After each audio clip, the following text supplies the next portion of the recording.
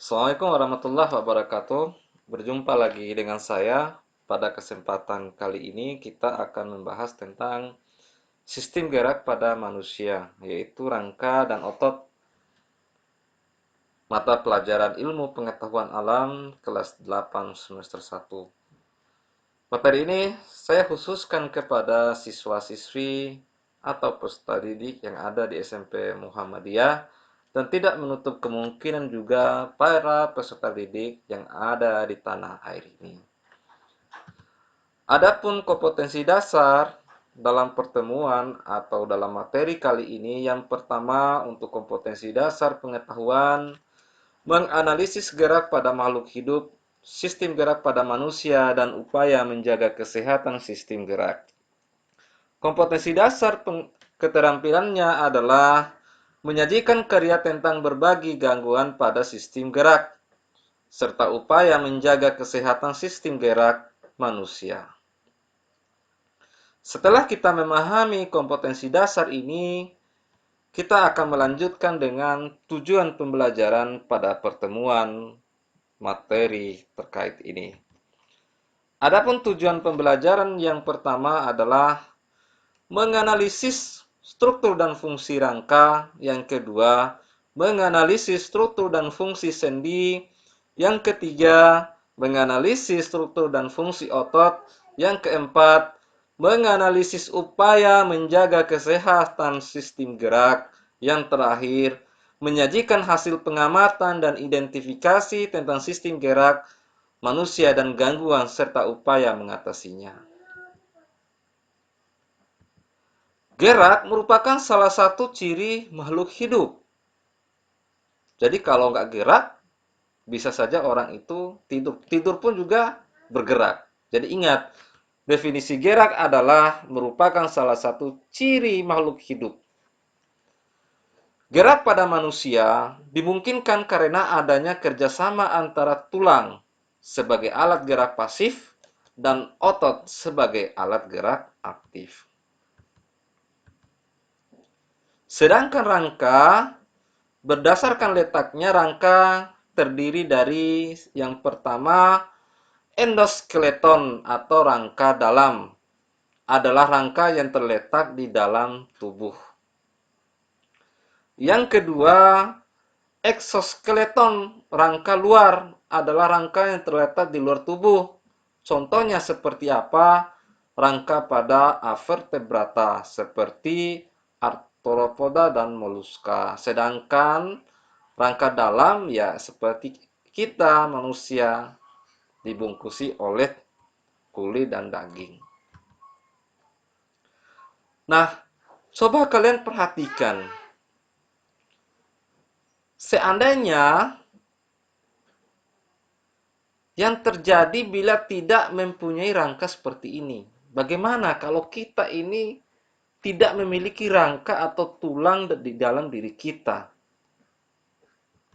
Coba bayangkan.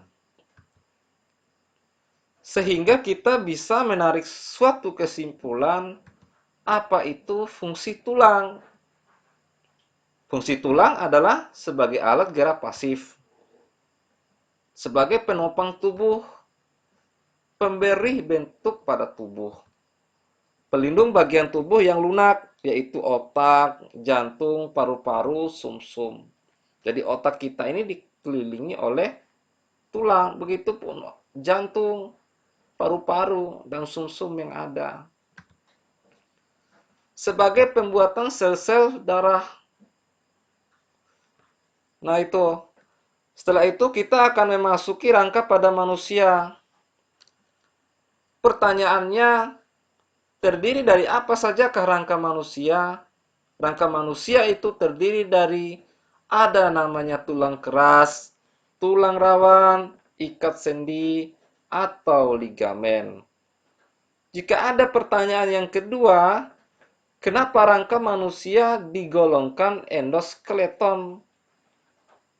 Jawaban yang tepat adalah karena letaknya yang di dalam tubuh terbungkus oleh otot dan kulit. Ini sudah saya sampaikan di awal.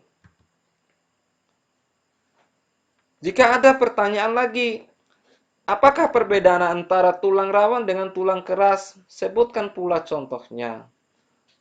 Kalian bisa menjelaskan tulang rawan banyak mengandung jang perekat dan sedikit zat kapur, sehingga bersifat lentur dan liat, dan tidak memiliki saluran Haffers. Tulang pada bayi, cuping hidung, daun telinga, dan persendian tulang merupakan contoh tulang rawan. Kalian bisa raba-raba tulang hidungnya, telinganya, dan itu dinamakan sebagai tulang rawan. Sedangkan tulang keras banyak mengandung zat kapur, yaitu kalsium karbonat dan kalsium fosfat, serta memiliki sedikit zat perekat. Tulang keras juga memiliki saluran Haffers yang berisi pembuluh darah yang berfungsi memelihara kehidupan sel-sel tulang. Terdapat pada hampir seluruh tulang pada orang dewasa. Contohnya tulang-tulang keras itu tulang tangan, tulang kaki, dan tulang yang lainnya. Macam-macam bentuk tulang. Yang pertama ada yang dinamanya tulang pipa. Tulang pipa itu seperti berada pada tulang lengan atas kita. Ada tulang hasta, tulang pengumpil, tulang kering, tulang betis, tulang telapak tangan, tulang ruas jari-jari kaki dan tangan, dan tulang selangka. Sedangkan tulang pipi, contohnya itu tulang dada yang ada pada dada kita, tulang rusuk, tulang belikat, tulang tengkorak yang ada pada kepala kita, tulang panggul di belakang panggul kita, tulang kemaluan, dan tulang duduk. Nah, itu yang dinamakan tulang pipih. Sedangkan tulang pendek, contohnya itu tulang pergelangan tangan dan pergelangan kaki yang berada di ruas tulang belakang dan tulang tempurung lutut. Nah, jadi macam-macam bentuk tulang itu ada 3, yaitu tulang pipa, tulang pipi, dan tulang pendek. Nah, ini modelnya. Tulang pipa itu memanjang membentuk seperti pipa. Kemudian tulang pipih bisa kalian lihat di gambar itu dengan jelas, dan ada tulang pendek. Rangka tersusun atas, yang pertama itu adalah tulang-tulang badan. Misalnya tulang rusuk dan tulang dada. Sedangkan tulang-tulang yang kedua, tulang-tulang anggota badan, misalnya tulang-tulang tangan dan kaki. Nah, ini contoh gambar rongga dada manusia. Bisa kalian lihat atau bisa kalian raba-raba dalam diri kalian. Nah, ini tulang dada. Yang bagian pertama itu yang ditunjukkan di gambar adalah tulang hulu.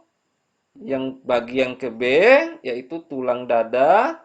Yang terakhir adalah tulang taju atau pedang. Ini tajam ya. Sedangkan tulang anggota badan, yang pertama A itu terdiri dari lengan atas. Ini seperti yang ada di tangan kita ini. Ini lengan atas. Yang kedua, yang ke B, tulang pengumpil di sini. Yang ke C itu ada tulang hasta, lipas di bagian tangan kita. Yang ke D itu ada gelang bahu, ada belikat, pergelangan tangan, telapak tangan, dan terakhir itu adalah tulang jari-jari yang ada pada jari-jari kita. Sedangkan tulang anggota badan, yang pertama itu kalau kita berdiri, kalau kita pegang gini di panggul itu, ada tulang ekor, ada tulang duduk, ada tulang paha, yang bagian D, tulang paha atas ya. Kemudian ada lutut, yang E, ada kering, tulang betis, tulang pergelangan tangan. Semua tulang yang ada dalam tubuh kita ini memiliki fungsi dan tugasnya masing-masing dalam menjalankan sistem gerak. Nah, sedangkan tulang pembentuk tengkorak yang ada pada otak kita ini Yang pertama di ini adalah tulang dahi, keras sekali di sini. Ada tulang pelipis samping sekitar daerah telinga sini. Ada tulang kepala, belakang, rahang atas, tulang pelipis, dan sebagainya. Dan ini harus diamati dengan baik dan jelas. Materi ini juga dapat kalian lihat di buku paket kalian untuk yang kelas 8. Selanjutnya, kita akan membahas tentang tulang belakang. Ini tulang belakang yang dari atas kita sampai ke tulang pinggul. Itu kita bahas. Perhatikan di gambar. Pada yang pertama itu, yang paling atas itu ada namanya tulang atlas. Yang kedua, sesuai dengan petunjuk di gambar, ada tulang leher. Yang ketiga, ada tulang punggung. Bisa kalian raba-raba tulang punggung yang ada di belakang kita ini. Kemudian ada tulang rusuk, tulang pinggang, tulang kelangkang, dan tulang ekor. Nah, persendian. Persendian ini memiliki tulang yang keras. Di tengah-tengahnya itu ada bongkol sendi. Nah, ada yang seperti karet-karet itu, yang ketiga ikat sendi atau ligamen. Nah, ada minyak sinovial. Kalau minyak sinovial ini berkurang, maka akan kedengaran bunyi. Kemudian ada tulang rawan dan mangkok sendi. Nah, pada macam-macam persendian ada sendi putar. Biasanya itu di leher kita bisa putar sampai 180 derajat kalau kita putar leher. Ini, tapi untuk lebih dari 180 derajat sudah nggak bisa. Kemudian sendi engsel, ini juga terbatas mutarnya sekitar 90 derajat, nggak bisa lebih. Kita gerakin tangan kita gini, ya sekitar 90 derajat pergeserannya. Kemudian ada sendi geser. Sendi geser juga ini nggak bisa sampai 90 derajat dia. Kemudian terakhir ada sendi peluru. Berbagai macam sendi, ya. Ini kalian bisa perhatikan gambar sebaik mungkin. Macam sendinya ada di bagian otak juga, ada di bagian tangan, kemudian di bagian tangan, jari sini, dan hip ya. Selanjutnya, keterangan dari gambar di atas ini yaitu hanks, yaitu artinya sendi engsel, ball and socket adalah sendi peluru, gliding adalah sendi luncur, sutra adalah sambungan, elbow adalah siku. Siku itu sekitar 90 derajat. Skull adalah tengkorak, hip adalah panggul, foot adalah kaki. Keterangan dari gambar ini. Selanjutnya, otot sebagai alat gerak aktif. Coba kalian perhatikan struktur otot lurik. Apa yang menyebabkan otot tampak lurik? Nah, nanti cobalah kalian mencari informasi, baik itu di media online, di buku referensi kalian, nanti coba kalian kumpulkan informasinya sebanyak mungkin.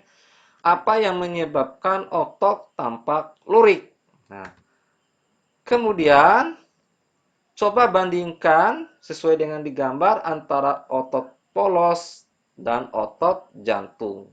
Kalian cari informasi sebanyak-banyak mungkin supaya kalian bisa memahami apa sih perbedaan otot polos dengan otot jantung.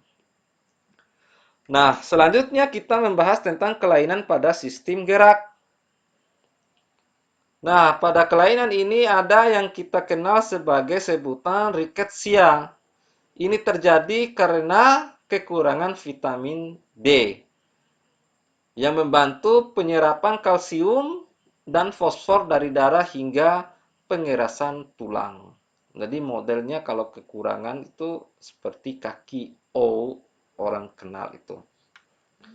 Penyakit ini biasa terjadi pada anak atau rickettsia menyebabkan tulang kaki tumbuh membengkok atau kita kenal sebagai masyarakat pada umumnya itu adalah kaki O.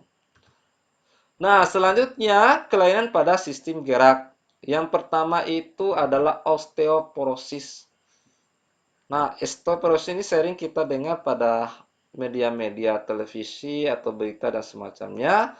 Osteoporosis ini disebabkan karena kekurangan mineral. Ingat, osteoporosis disebabkan oleh kekurangan mineral.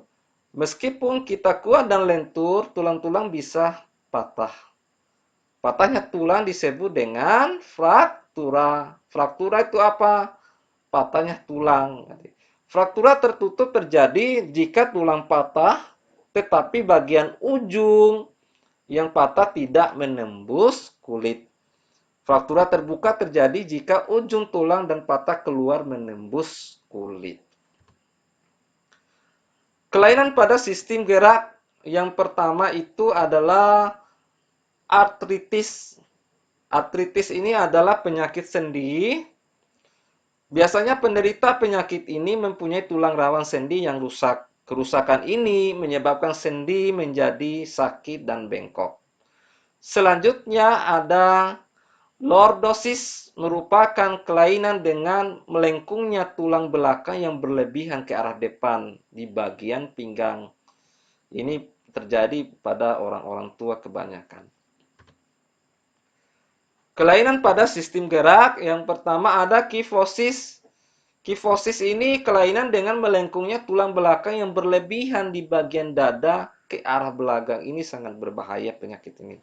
Kemudian kelainan yang kedua adalah skoliosis, adalah melengkungnya tulang belakang ke arah samping gitu. Ya, semoga kita bisa merawat dan menjaga tulang-tulang kita agar tetap sehat. Yang pertama, pola hidup sehat, olahraga teratur, dan jaga pola makan. Nah, perhatikan jika ada pertanyaan yang seperti gambar, termasuk kalian apakah gambar berikut? Perhatikan, untuk gambar yang pertama ini tulang belakang membungkuk ke depan. Itu dinamakan sebagai kelainan kifosis. Ketika tulang belakang ini bengkok, ini dinamakan skoliosis. Ini sangat berbahaya. Kemudian tulang dada bengkok ke belakang, itu namanya lordosis seperti yang kita jelaskan sebelumnya. Nah, begitulah adik-adik sekalian materi pada kesempatan kali ini. Jika kurang paham atau apa, diputar ulang lagi videonya dan buka referensi buku paket kalian. Demikian, semoga ilmu yang saya sampaikan bisa bermanfaat untuk kalian dan menambah wawasan. Jika kurang, buka buku paket kalian. Demikian yang saya sampaikan, lebih dan kurang saya mohon maaf. Wassalamualaikum warahmatullahi wabarakatuh.